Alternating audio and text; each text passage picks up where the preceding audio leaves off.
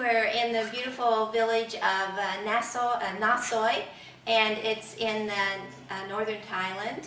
And we're going to be interviewing a wonderful Chinese lady that everyone calls Grandma.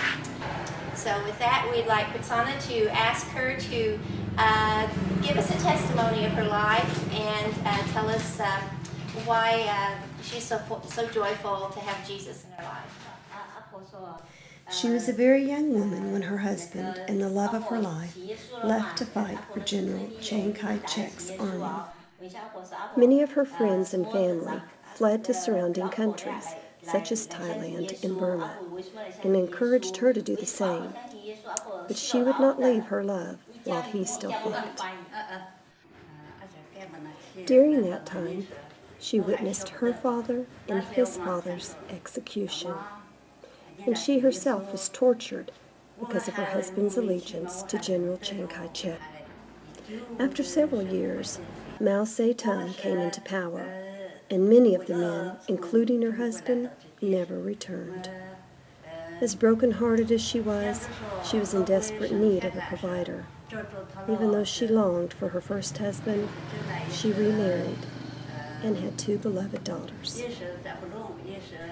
Over 2 decades later, when she was in her 50s, she received a most unusual visitor, a man from Thailand with a shocking message. Her first husband was still alive, and the messenger was there to accompany her to Thailand to join him. I came from China to find my former husband.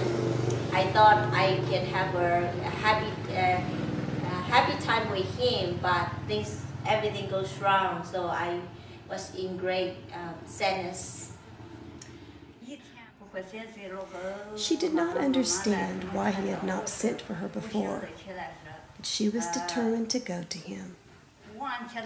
She tried to get her girls, now in their late teens, to stay with their dad in China, but they were bound to her and would not let her leave without them.